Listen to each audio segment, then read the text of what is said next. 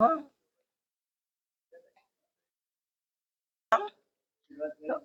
सुरुवात करूया ना.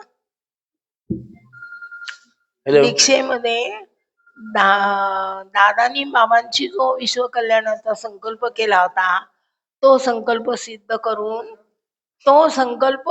करून दीक्षा म्हणून आपल्याला दिला. म्हणून आता दादांचा आणि आपला विषय तोच होतो. आणि त्यांनी जो संकल्प दादांची केला, बाबांची केला, तेच कार्य तो संकल्प कार्यान्वित होतो असं ते म्हणतात. हे बघा,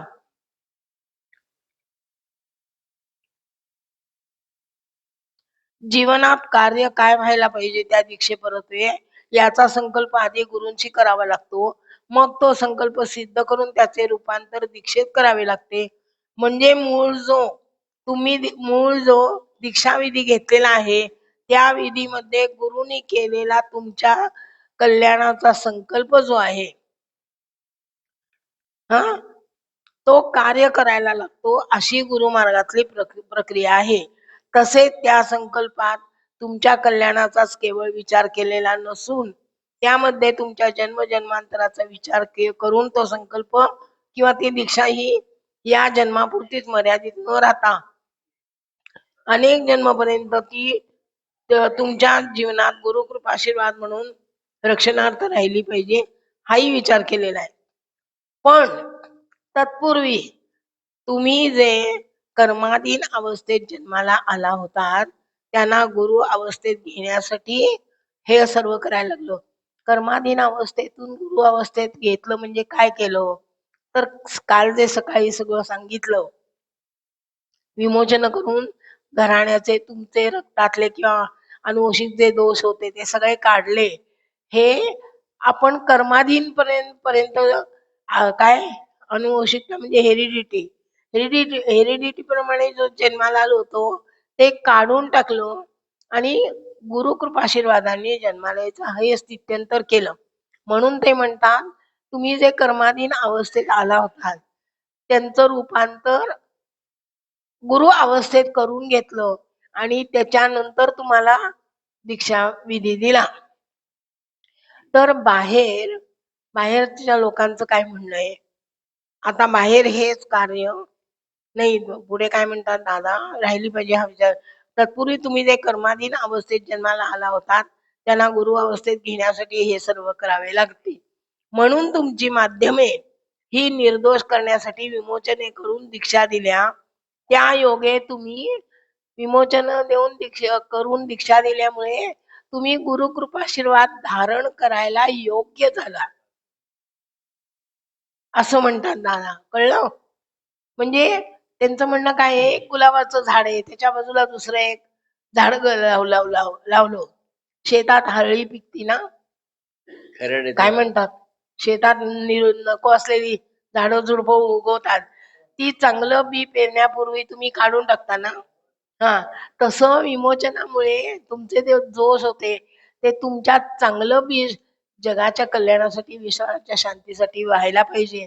म्हणून हे विमोचन करून ही सगळी गवत जी उगवली होती नको होती ती काढण्यासाठी आणि तुम्ही जे कर्माधीन आहात अवस्थेमध्ये ते दोष धारण करून ते काढण्यासाठी आणि तुमच्या अडीअडचणी निवारण करून मग दादांनी तुम्हाला हे दीक्षेचे संकल्प म्हणजे गुरुशक्ती प्रवाहित केली. एवढंच त्यांचं म्हणणं आहे, बाकी काही नाही. आता पुढे काय म्हणतात ते, बाहेर सुद्धा हेच कार्य मंत्र तंत्र आणि यंत्र यांनी सुद्धा ते करू शकतात, पण त्याच्यामध्ये यम नियम फार आहेत आणि आजच्या परिस्थितीत ते यम नियम पाळणं शक्य नाही. आता 2 खोल्यामध्ये एकच कुटुंब राहत असेल तर तो करू शकतो, पण 2 खोल्यामध्ये सासू सासरे आहेत, आई वडील आहेत, नंदादीर आहेत, सगळे जर आहेत तर तो यम नियम पाळू शकत नाही. आणि आजकाल आता जरा सांगते म्हणून रागवू नका, आता लहान जागेमुळे अडचण आली तर पाळणं शक्य होत नाही. पण या नाथपंथात किंवा ह्या गुरुमार्गात असं आहे की या सगळ्या सिद्धता करताना वहिनीना सुद्धा द्वारकामाईतनं बाहेर पाठवलं होतं दादाने. का तर पूर्वीचे ऋषीमुनी बांगड्याचा आवाज ऐकत नव्हते, त्या बाईचा आवाज ऐकत नव्हते. पण तेवढं न कठीण ठेवता दादानी फक्त त्या बायकांना बाहेर जा म्हणून सांगितलं. शक्तीपीठ स्थापन झालं तेव्हा शिरोड्याला सुद्धा आवाहन केलं, तेव्हा दादानी निरोप पाठवला होता. चौथा दिवस असला तरी सुद्धा खाली यायचं नाही. म्हणजे हे सगळे यम नियम पाळलेले आहेत, पूर्वापार जे आलेले आहेत ते. त्याच्यामुळे ते इतकं 100% शुद्ध आहे. पण तुम्हाला आम्हाला दादानी काही बंधनं ठेवली नाहीये. आणि दादा म्हणतात, मी तुम्ही पाळा म्हणूनही सांगत नाही, नको पाळा म्हणूनही सांगत नाही. का सांगत नाही? हा प्रत्येकाचा प्रश्न आहे. हे बंगल्यात राहतात म्हणून यांना शक्य आहे.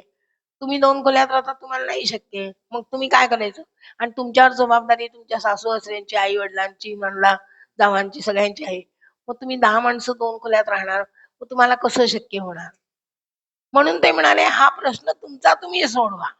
कसा सोडवायचा ते तुम्ही ठरवा. मग त्या 4 दिवसात दुसरीकडे जायचं का काय करायचं? पण आता एक माणूस जर आला तर सगळ्या घराण्याला फायदा होतो. तर आता हे सगळं करायची जरूरच काही. म्हणून हा सर्व खटाटोप कशासाठी केला? तर हे पाळणं शक्य नाही, त्या योगे यम नियम फार आहेत व आजच्या परिस्थितीत पाळणे शक्य नाही, म्हणून हा सर्व खटाटोप केला. आणि ओंकार साधना का सिद्ध केली? तर सगळे मंत्र ओमनी सुरुवात होतात. मग जर ओंकारच सिद्ध केला तर पुढचा मंत्र म्हणायची गरजच नाहीये, असं त्यांचं म्हणणं. पण आपण काय म्हणतो, ते देवीचं स्तोत्र म्हटलं नाही तर कसं चालेल? हा, एवढं नावानी सांगून एवढी 8 संमेलनं घेऊन सुद्धा गोव्यातले लोक काही आमची माळसा नारायणी आहे तिचं स्तोत्र म्हणतात, आमची शांतादुर्गा आहे तिचं स्तोत्र म्हणतात. म्हटलं काय नाही म्हटलं काय, काही फरक पडणार नाहीये. मग कशाला कष्ट व्हायचं? उपास तपास करायचे. दादा म्हणतात उपास करायचे म्हणतात तर तुम्ही शरीराला कष्ट होता. बरं, उपास केला म्हणून खाणार नाही, नाक आपला धर्म सोडतो. तुमचा उपास आहे म्हणून तुमच्या मुलाला कांद्याची भजी खावी वाटली, तुम्ही कांद्याची भजी केली तर तुमचं नाक श्वास घेतोच ना, ते वास येतोच ना. मग दादा म्हणतात खाल्लं काय आणि वास घेतला काय, हिशोब सारखाच. आणि तुमचा जीव अडकलेला असतो त्याच्यात, त्याच्यापेक्षा तुम्ही कांदा भजी खा ना. मग उपास करायला सांगितलंय कोणी? देहाला कष्ट व्हायला सांगितलंय कोणी?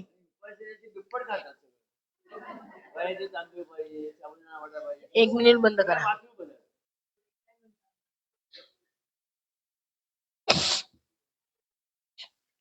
हे एक झालं काय की बाहेर दीक्षा देत नाहीत, ते एक मंत्र देतात, तो मंत्र मरेपर्यंत म्हणत बसा.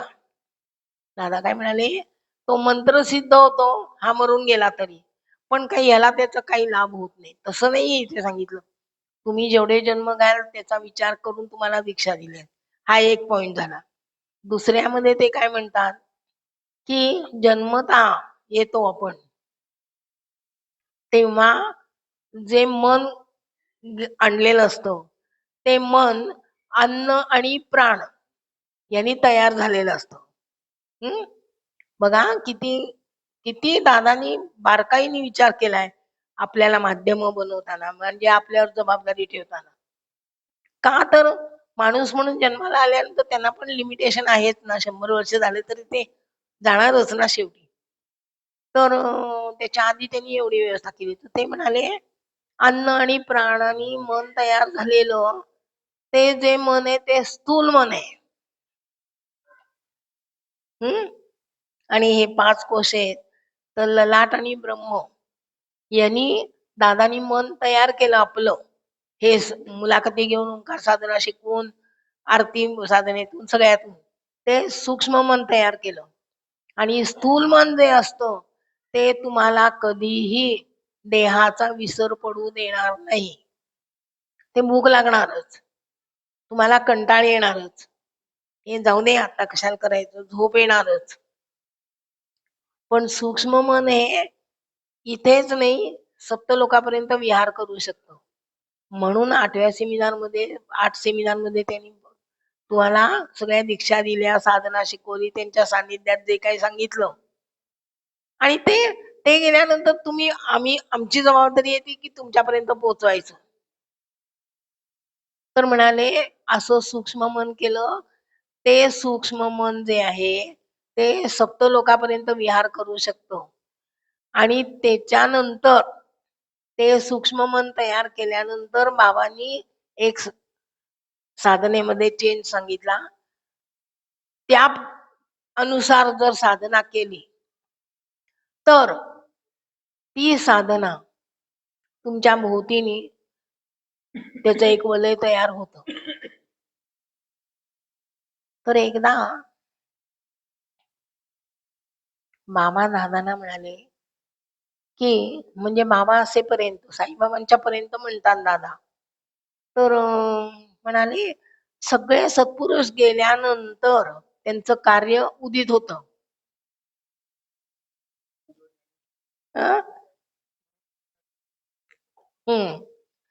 तर असं का आपण या सगळ्यांना तयार करायचं? मग ही मुलं आमच्या पुढे तयार झाली आहेत की नाही झाली आहेत? काय आरती म्हणायची का? कोणाला झापड आली आहे का? नाही नाही, झापड आली असली तर एक आरती म्हणूया आणि मग विषय चालू करूया, असं काही नाही. मग म्हणा या गुरुभजनी मज सवे माझे गुरुनाथले, माझे गुरुनाथले. गुरुभजनी मज सवे माझे गुरुभजनी मज सवे माझे गुरुनाथले, माझे गुरुनाथले. हे भजनानंदे धुंद होऊनी, भजनानंदे धुंद होऊनी ब्रह्मानंदी डुलले, ब्रह्मानंदी डुलले. गुरुभजनी मज सवे माझे गुरुभजनी मज सवे माझे गुरुनाथले, ये माझे गुरुनाथले. हे साधन सर्वही टाकूनी अन्य, साधन सर्वही म्हणा नामाची धरली, कसनामाची धरली.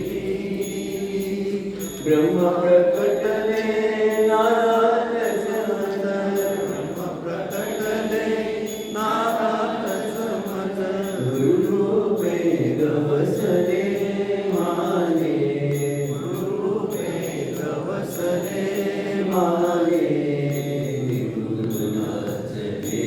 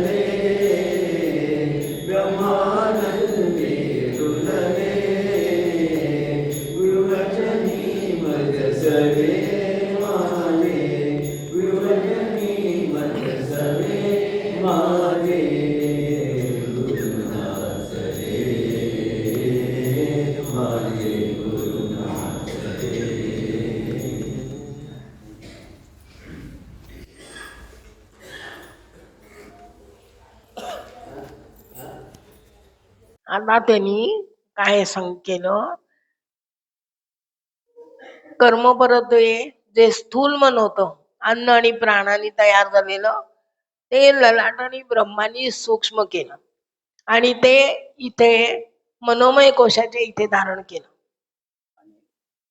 म्हणून मनोमय कोशाच्या इथे धारण केल्यानंतर करून दिलं ते, तर ते सूक्ष्म मन सप्तलोकापर्यंत सूक्ष्म स्थूलात जाऊ शकतो, पण स्थूल सूक्ष्मात जाऊ शकत नाही.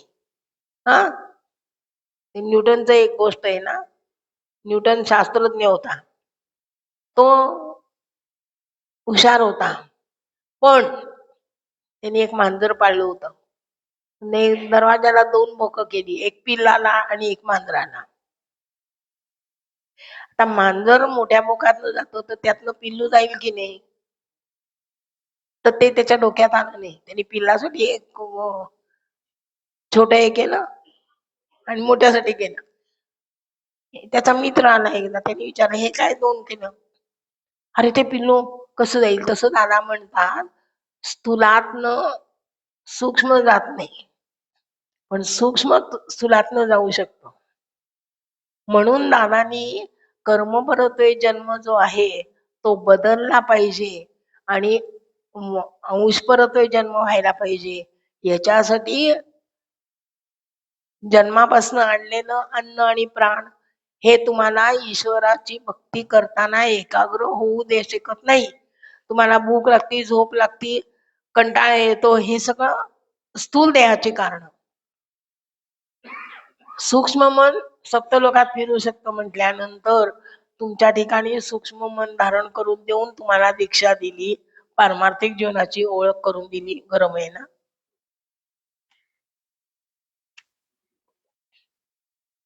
हा, नंतर सूक्ष्म मन तयार झाल्यानंतर साधनेत बदल केला आणि साधनेत बदल केल्यानंतर ती साधना तुमच्या भोवतीने वलय म्हणून निर्माण केली आणि ते वलय निर्माण व्हावं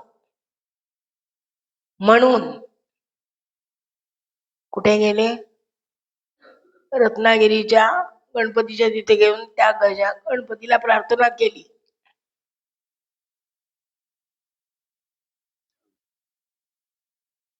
त्या रत्नागिरीच्या गणपतीला काय तूप घातला ना, त्याचं मला हे व्हायला लागलं, ते तूप बाहेर नेऊन ठेवतात. कार्य करायचं असलं तर सूक्ष्म मनाने केलेल्या साधन परत्वे कार्य व्हायला पाहिजे.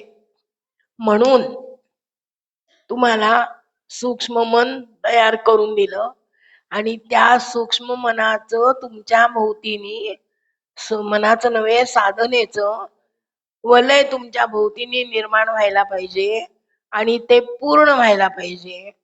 म्हणून त्या रत्नागिरीच्या गजाननाची प्रार्थना केली.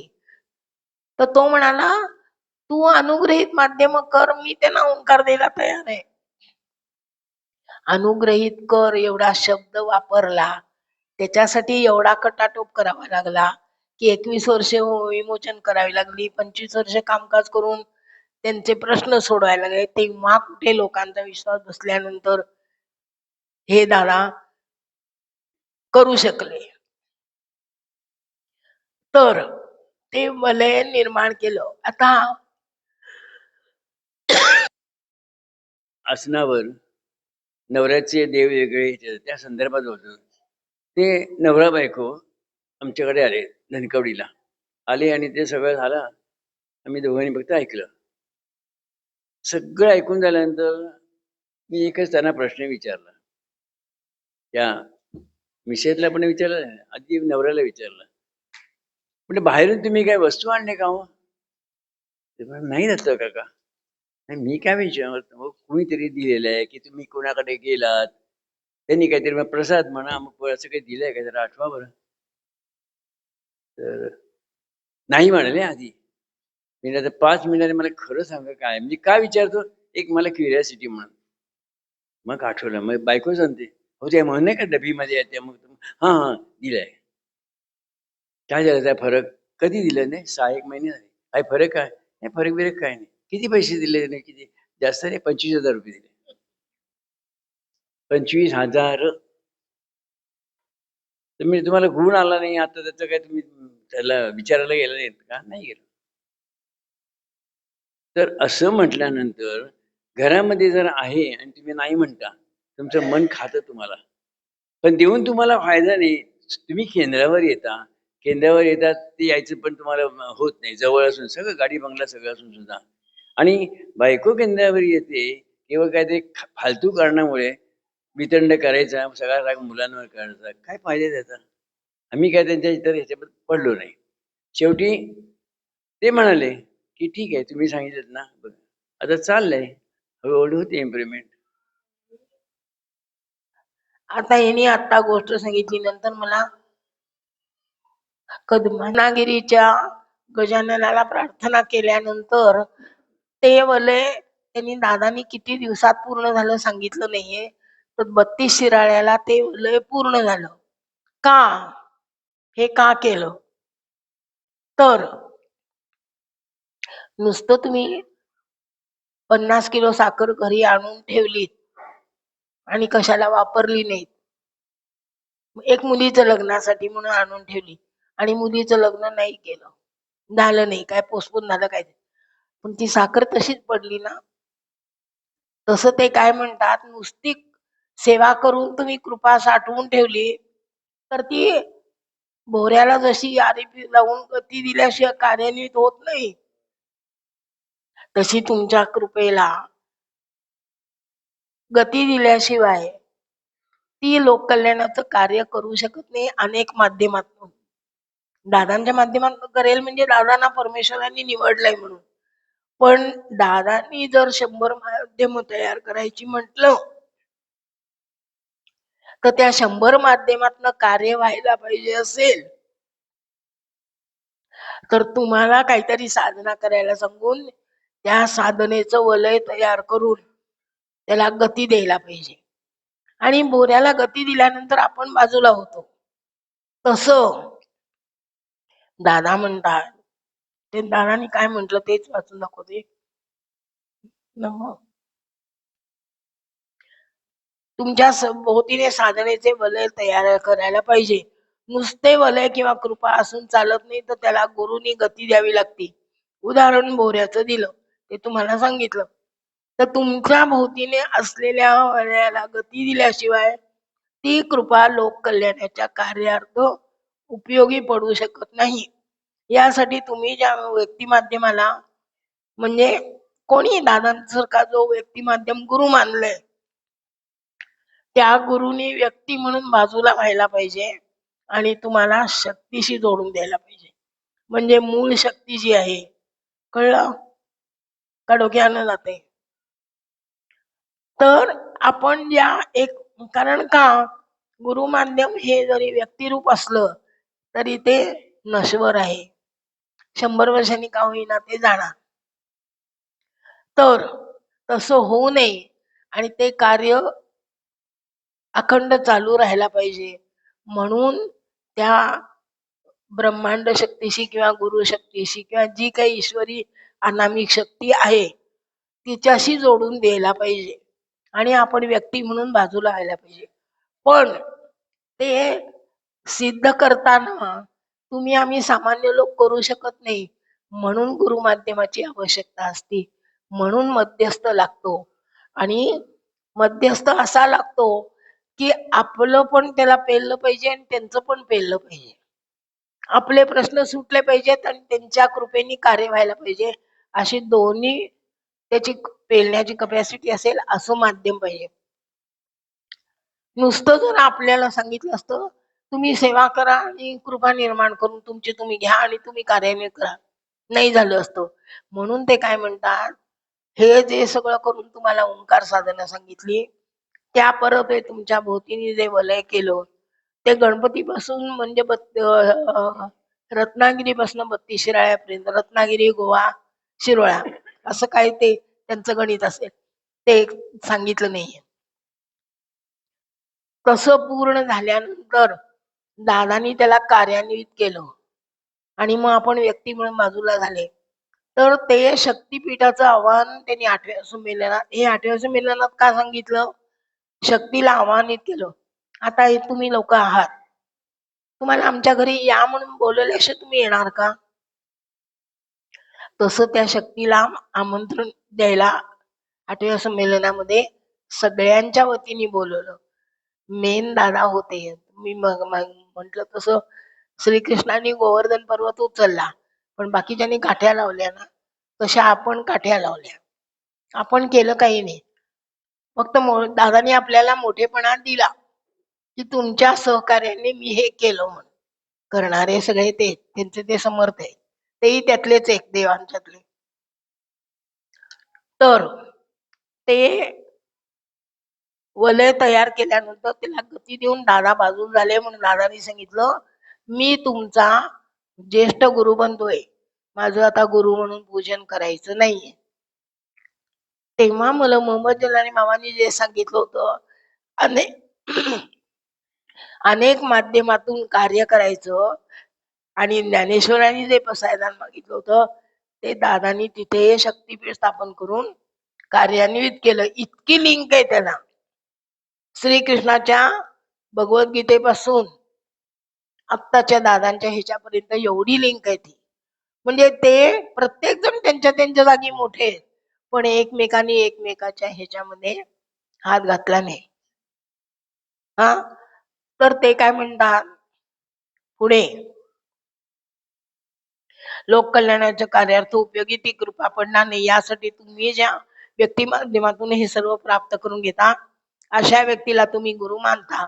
पण अशा व्यक्तीला गुरु मानण्याऐवजी तिथे व्यक्तीच्या ऐवजी शक्ती यावी लागती, आणि हे कुणी करावं लागतं तर गुरुनी करावं लागतं. तुम्ही आम्ही करून होत नाही ते. म्हणजे यांनी सिद्धता केली तर हे बाजूला आपण होऊन झाले पाहिजे, तर ते कार्यान्वित होईल.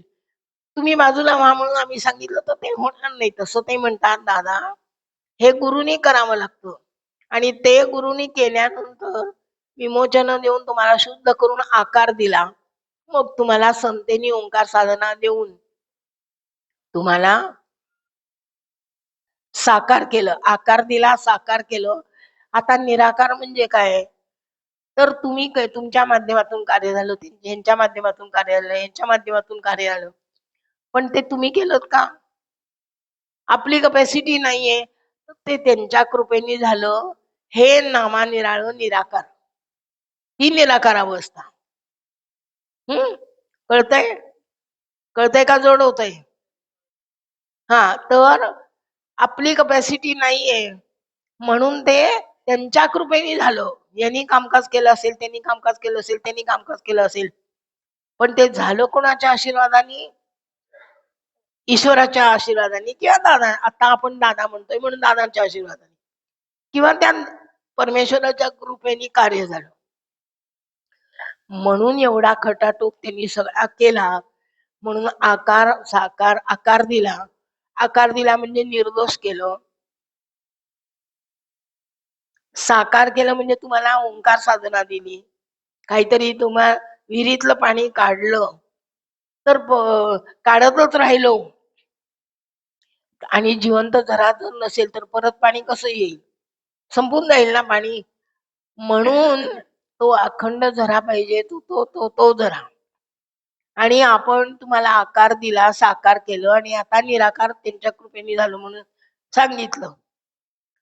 आता एवढं झालं तर दादानी एकदा आम्हाला 5व्या संमेलनामध्ये सांगितलं होतं की तुम्ही जर मी सांगतो तसं ऐकलं नाही आणि माझ्या साधनेशी एकरूप झाला नाही, म्हणजे सगळं सोडून ओंकार साधना, आज तुम्ही सगळं सोडून ओंकार साधना करताय आवडीने, तशी जर केली नाही तर मला हे जग सोडून जावं लागेल. म्हणजे माझं बोलले. पण हा, मुठभर माणसं का असे ना, दादांनी सांगितलेली त्यांची कामं झाली असल्यामुळे ते दादांच्या बरोबर एकनिष्ठ होते, म्हणून त्यांनी सगळं दादांचं ऐकलं आणि ओंकार साधना केली. तर तेव्हा दादा म्हणाले, मी बोलतो तेच तुम्ही बोलाल, ती निराकार अवस्था. म्हणजे त्यांची शक्ती तुमच्या माध्यमातून कार्य करेल. आज ते काही सुचवत आहेत म्हणून एवढं आम्ही सांगू शकतो. नाहीतर इथे बसून आमची सांगायची काही कपॅसिटी नाहीये. तेव्हा ते म्हणाले, तुमची माध्यम साकार का केली आणि निराकार का करावी लागली? तर ह्याच्यासाठी तुम्हाला आम्ही 8वं सेमिनार घेतलं आणि हा हे केला. आता याची कल्पना तुम्हाला दिली होती. तर असे आता हे असं करण्याचं कारण काय? म्हणजे तुमच्या भोवतीने साधनेचं वलय निर्माण करून ते कार्यान्वित करून आपण व्यक्ती म्हणून बाजूला होऊन ती शक्तीशी जोडून देऊन हे कार्य करायचं कारण काय? तर आतापर्यंत ते म्हणतात सगळे संत सत्पुरुष सांगत आले. काय सांगत आले? काय सांगत आले? तेच तेच तेच तेच सांगत आले. असं करा, तसं करा, तसं करा.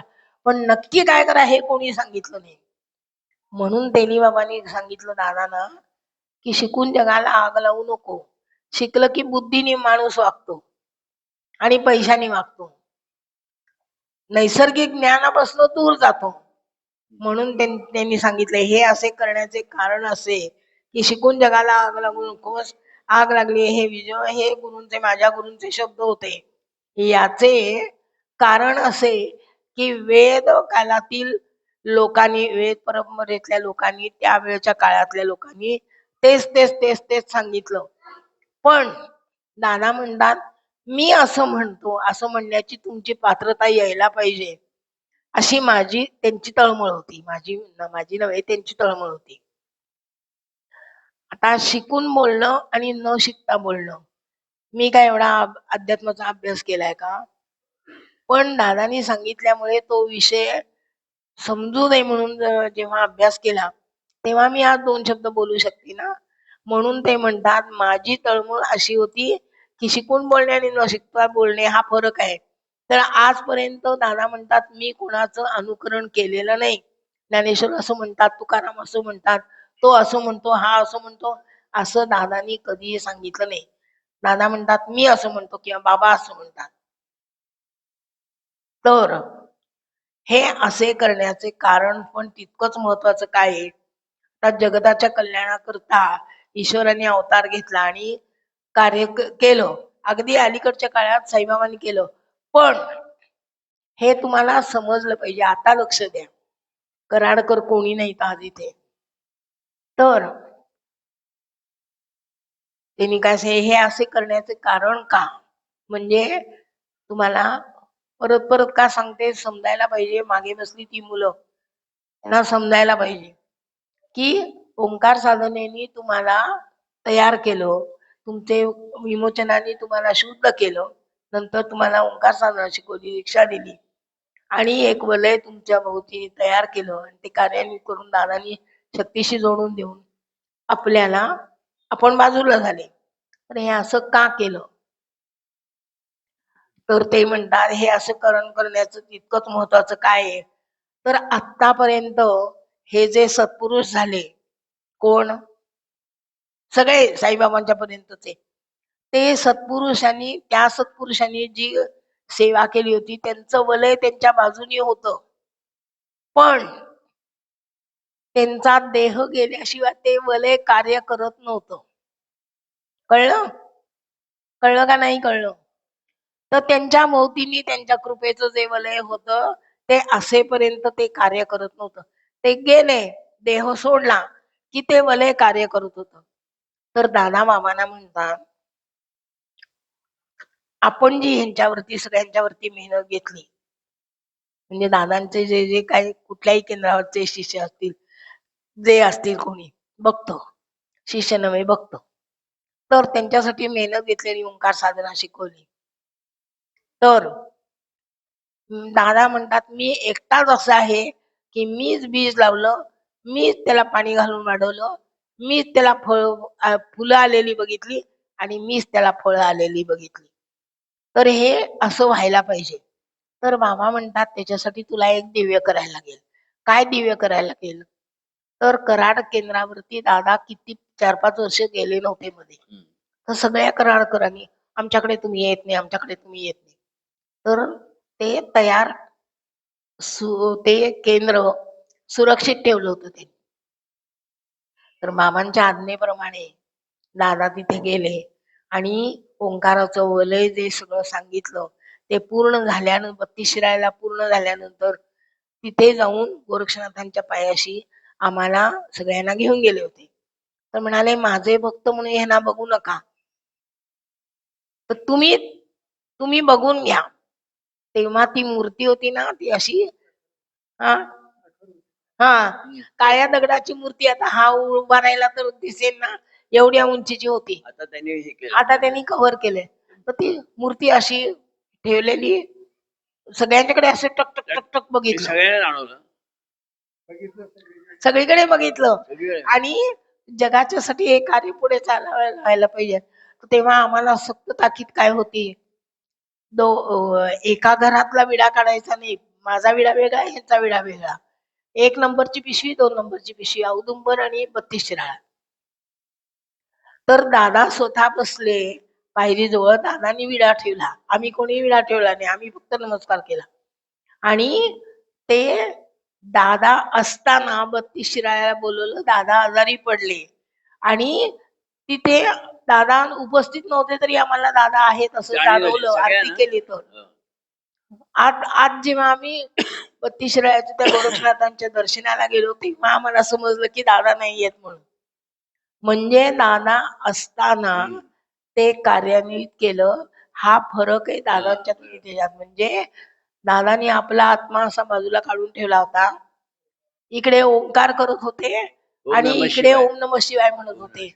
आणि त्या शक्तीला वाटलं आता दादा गेले, तेव्हा ती 32 शिराळ्याला सगळ्यांच्या मधून कार्य करायला उपस्थित झाली. हे कराडकरांना तरी माहिती आहे की नाही मला माहिती नाही, आठवं सेमिनार वाचलं तर. पहिल्या आणि वेळेला त्याच्यानंतर दादा म्हणाले की हे जेव्हा होईल तेव्हा पुढच्या पिढीमध्ये, हा तुम्ही जेव्हा ओंकार कराल तेव्हा हे कमळ उमलेल आणि हे कमळ उमलेल त्याच्यावरती ओंकार असेल आणि तो आत्मा ह्या शरीराला नमस्कार करून जाईल. का तर ह्या शरीरातनं मला तू उद्धरलंस आणि मला मोकळं केलंस, ऋणानुबंधाच्या आणि सगळ्या दोषातून तू आम्हाला मुक्त केलंस आणि ते कार्य कार्यान्वित होईल. आणि जे दादा ज्ञानेश्वरांनी पसायदान मागितलं ते दादानी सिद्ध केलं म्हणून ते कार्यान्वित केलं. म्हणजे दादानी हे स्वतः बघितलं आणि दादा आजारी होते म्हणजे प्राण काढून आपला ठेवायचा आणि तुम्हाला सर्वांच्यातनं कार्य व्हायला पाहिजे, ही त्यांची तळमळ. म्हणजे किती त्याग असेल. आणि अरे बाबा म्हणतात आम्ही पाठीशी आहोत, तू मार उडी. आता ह्यांना जरी मी किती म्हंटले, एक उदाहरण, तुम्ही उडी मारा मी पाठीशी आहे. अरे पण मग उडी यांनी मारली तर तंगड त्याचं तुटेल ना. मी सांगणं सोपं आहे मी तुझ्या पाठीशी आहे म्हणून, पण दिव्य करायला कोणाला लागलं. तर हे ज्या दिवशी दादांनी इतकं दिव्य केलं आपल्या सगळ्यांच्या माध्यमातून कार्य व्हावं म्हणून, आणि आपली पात्रता नसताना त्यांनी कृपावंत होऊन आपल्याला माध्यम केलं, हे ज्या दिवशी समजेल त्या दिवशी डोळ्यातनं पाणी येईल ना. म्हणून याचा अभ्यास होणं आवश्यक आहे. की हे लोक म्हणतात तुम्ही तळमळीने करता, कारण दादानी काय सोसले आणि काय केलं हे बघितलंय आम्ही. पण तुम्हाला आम्ही सांगितलं आणि बघणं ह्याच्यात फरक पडतो ना. म्हणून पुस्तक दादांची इच्छा होती, दादांनी पहिल्या संमेलनाला सांगितलं की मी आता तुम्हाला सगळ्यांना एकत्र करून जे काय सांगतोय ते तुम्ही लिहा आणि टेप पाठवल्या जातील, लिहून पाठवलं जाईल, ते प्रत्येक केंद्रावरती एक वार ठरवा आणि वाचा आणि ऐकवा. म्हणजे भगिनी इकडनं लिहिलं जाईल असं उल्लेख येतो. ते मोहम्मद जेलानी बाबांनी सांगितलं मग गुरु भगिनी पुस्तकं लिहितील. पण आज काही असू दे, पण ते त्यांची इच्छा होती म्हणून ते लिहिलं गेलं आणि ते तुम्हाला तुमच्या पुढे ठेवा म्हणून मिळालं ना. नाहीतर त्यावेळेला अशी मुलं असती तर आम्ही पण रेकॉर्डिंग केलं असतो. पण बाबा काय म्हणायचे, तुम्हाला देवानी हा कॉम्प्युटर दिलाय, हा चालू करा. आणि आता मी जे सांगतोय यांनी जरी किती कौतुक केलं तरी आम्ही आमच्या लक्षात किती राहतंय हे आम्हाला माहित आहे.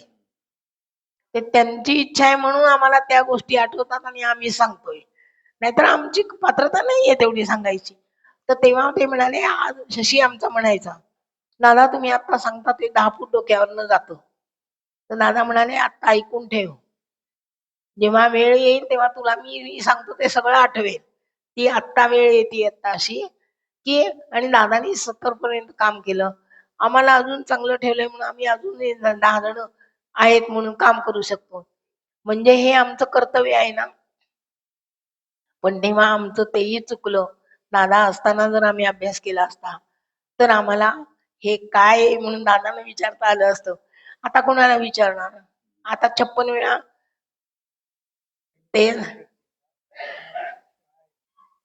हो हो यांनी केलं म्हणून मी करीन, मी केलं म्हणून ते करतील, होत नाही. ते ज्यांच्याकडनं करून घेणार त्यांच्याकडनंच करून घेणार. तेव्हा हे दादांनी सगळं आपल्या सगळ्यांच्या माध्यमातून कार्य व्हावं आणि ह्या कार्याचा लाभ घेतलेला त्या त्या आता हे मलकापूर आहेत ते हुपरीसाठी करतील, हे आंबा आहेत ते जळगावासाठी करतील, हे आहेत ते मुंबईसाठी करतील, तो येतो आणखीन कशा पुण्यासाठी करेल. पण असा जर सगळ्या जगामध्ये एका गुरुबंधूंनी विषय मांडला होता की एकाच वेळेला आपण भारतात सगळीकडे ओंकार साधना करूया. म्हटलं एकमेकाला कनेक्ट कोण करणार? आणि मी म्हणते ते तुम्हाला पटलं पाहिजे, तुम्ही म्हणता ते त्यांना पटलं पाहिजे. हे मला सकाळी 9 वाजता मी 9 वाजता उठतो, मग कशी साधना होणार एका वेळेला? जर असं घडलं असतं तर भारतातल्या जितक्या ठिकाणी नानांनी केंद्र काढली, जितके लाखो भक्त आहेत, त्या सगळ्यांनी जर साधना केली असती तर हे लवकर कार्य झालं असतं. पण हा म्हणतो मी 9 वाजता उठत नाही, तो म्हणतो मला अमेरिकेचं काम आहे, हा म्हणतो मला आणखीन कसलं काम आहे, हा म्हणतो आणखीन कसलं काम आहे. मग एक वेळा साधना तुम्ही कसे करणार? आणि तुम्ही संध्याकाळी केली आणि सकाळी केली, काही उपयोग होत नाही. सामूहिक जे होतं त्याचं वैयक्तिकनी व्हायला वेळ लागेल फार. म्हणून ही संमेलन घेऊन हे तुमच्यापर्यंत पोहोचवायचं गरजेचं आहे. आणि आज त्यांची इच्छा होती, काल अजमेर शरीफ बाबांचा उरूस झाला, त्यांनी पंतांच्याकडे पाठवलं, पंतांनी आज आरत्या घेतल्या, त्या म्हणून आरतीला महत्व ठेवलं यावेळेला. का तर आरती साधना ओंकार साधना ह्यातून कार्य होणार आहे म्हणून. मग आज सकाळी काय अनुभवलं? आरती ही साधना झाल्यानंतर केल्यानंतर साधनाच वाटली ना. म्हणजे प्रत्येक सेट मध्ये तुम्हाला जाणवेल, पण जाणवेल केव्हा? आपण जर हे समजून घेतलं आणि आपलं काहीतरी डेव्हलपमेंट व्हायला चान्स दिला तर. नाहीतर आमच्यात आम्ही ह्याच्यामध्ये झोपतो आणि बसतो म्हटलं तर नाही होणार. म्हणून हे थेरी समजणं आवश्यक आहे. आता किती वाजता जेवायचंय? हम्म हम्म आता संपला, एकच बॅन आहे. तर म्हणून मग ते काय म्हणतात की पुढे सांगितले दादांनी, हे असे करण्याचे कारण तितकेच महत्वाचे, ते म्हणजे आजपर्यंत जगताच्या कल्याणाकरता ईश्वरी अवतार झाले, ते गेल्यानंतरच त्यांच्या अवतार कार्याचे कार्य चालू झाले. अगदी अलीकडच्या काळात साईबाबांचे उदाहरण घ्या. त्यांच्या त्या सत्पुरुषांच्या ठिकाणी जे सामर्थ्य असते ते त्यांचे वलय त्यांच्या देहाच्या भोवतीने असते, व देहात जो आत्मा असतो तो बाहेर गेल्याशिवाय त्यांचे ते वलय कार्य करत नाही. त्यामुळे त्यांच्या हयातीनंतरच त्यांचे कार्य जगाच्या अनुभवाला येते. तेव्हा दादा म्हणतात, बाबांना मी म्हणालो असे का, तर आपण हे जग सोडून गेल्यावर आपल्या कार्याची अनुभूती जगाला आली तर आपल्याला त्याचा आनंद काय? तेव्हा जी 5 स्थानातून ओंकार साधना करून घेऊन तुमचे शुद्धीकरण करून घेतल्यानंतर जी तुमची ओंकार साधना करते झाले त्याचे वलय तुमच्या भोवतीने निर्माण करून ते धारण होऊन कार्यान्वित व्हावे म्हणून मी रत्नागिरी जाऊन त्या गणेश देवतेला प्रार्थना केली. तेव्हा त्यांच्या आशीर्वादाने ते वलय 32 शिराळ्याला पूर्ण झाले. एवढंच सांगितले दादांनी, किती दिवसात झालं वगैरे सांगितलेलं नाहीये. तेव्हा ते वलय 32 शिराळ्याला पूर्ण झाल्यावर 32 शिराळ्याला आणि औदुंबरला जाऊन, कारण दादांनी तिथे सेवा केली होती ना औदुंबरला, म्हणून तिथे जाऊन ते सगळं सांगितलं, एवढं सांगितल्यासारखं तुमचं कार्य मी पूर्ण केलं आणि ते सगळं नेऊन गोरक्षनाथांच्याकडे ठेवलं आणि सुफींचं कार्य, नाथांचं पीठ आणि दत्तगुरूंनी ते कार्यान्वित केलं म्हटल्यानंतर, आकार साकार केल्यानंतर त्यांच्या ठिकाणी ती शक्ती संघटित होऊन कार्यार्थ एकरूप व्हावी म्हणून मी ते कराडचं दिव्य केलं. संपलं, थोडंच आहे, एक 5 मिनिटं. मी 32 शिराळ्याला जाऊन उपस्थित नसतानाही तुम्हाला मी उपस्थित आहे असे जाणवले. ती निराकार अवस्था, ती प्रतिमा अवस्था म्हणून आज आम्ही संमेलन घेऊ शकतो. आता शेवटी ज्ञानेश्वरांची गोष्ट. तर एक दिवस मी कधी नव्हे ते कीर्तन ऐकत होते. हा, तर चारुदत्त आपळेंनी सांगितलं की म्हणाले, ज्ञानेश्वर, मुक्ताबाई, निवृत्तीनाथ आणि सोपान म्हणजे ब्रह्मा, विष्णू, महेश आणि आदी माया. हा, तर त्यांनी एवढं सगळं केलं होतं, त्यांची तपश्चर्या वगैरे, की त्यांना परत जन्म घ्यायचा नव्हता. पण ज्ञानेश्वरांनी देवाला काय सांगितलं हे त्यांनी सांगितलं म्हणून आम्हाला ती गोष्ट माहिती, नाही तर नाही माहिती होती. तर ते म्हणाले, त्यांची इच्छा अशी होती ज्ञानेश्वरांची की इहलोक, परलोक आणि स्वर्गलोक तिन्ही लोक सुखी व्हावे, एवढ्यासाठी त्यांनी परत जन्म घेतला आणि ते सगळं भोगून दाखवलं, हे दुःख सगळं. आणि परमेश्वराला प्रार्थना केली की ज्याला जे जे पाहिजे त्याला ते मिळू दे, अखिल मानवासाठी प्रसादान मागितलं.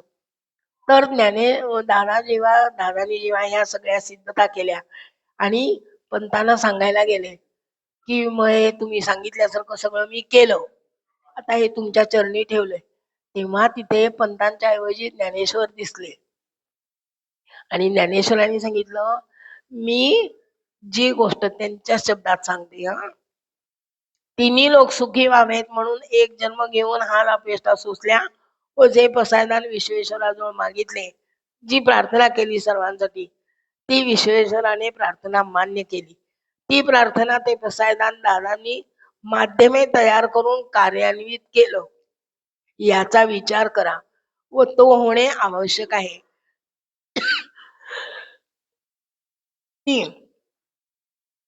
शक्य असाध्य ते साध्य करून दिले व एकट्याने होईल तितके कार्य प्रामाणिकपणे केले. आताच्या पुढे हे कार्य एकट्याने होणार नाही, म्हणून एकजुटीने कार्य करणे आवश्यक आहे आणि पुढील कार्य हे व्हावे म्हणून आपली माध्यम तयार केली. आणि नानानंतर काय म्हणतात, ह्या पुस्तकाचं चित्र म्हणजे दादानी जे कार्य केलं ते पुढच्या पिढीला समजतंय की नाही समजतंय. तर हे पुस्तक आम्ही जेव्हा छापलं, काय चाललंय तुमचं, हे पुस्तक जेव्हा छापलं हे महत्वाचं आहे म्हणून मी तुम्हाला म्हंटल. काय, हा, तर हे पुस्तक जेव्हा तेव्हा दादा म्हणाले, तुम्ही ओंकार साधना केली तर हे कमळ उमलेल आणि तुमच्या आयुष्यात सुख समाधानाचं इंद्रधनुष्य उमटेल. तर हे आमचं काही बोलणं झालं नव्हतं, तर त्यांनी पुस्तकाचं कव्हर असं केलं. पहिलं पुस्तकाचं कव्हर दादा मामांचा फोटो आहे आणि ह्याच्यामध्ये, एक मिनिट, हा, पुस्तकात आता वेळ नाही आपल्याला, तुम्ही तुमच्या केंद्रानंतर वाचा. तर शक्तीपीठ स्थापन झाल्यानंतर दादानी 2 मुलाखती घेतल्या. शक्तीपीठ स्थापन का केलं त्याचं कारण सांगितले. तर थोडक्यात एक सांगा, मला माहिती आहे तेवढं मी सांगते आता. तर ते काय म्हणतात, शक्ती आहे अशी येत असती, काय म्हणतात त्याला, वेव्ह येतात. तर अशी 100% शक्ती येते, पण त्यातली कार्यान्वित किती आहे, फक्त 10%.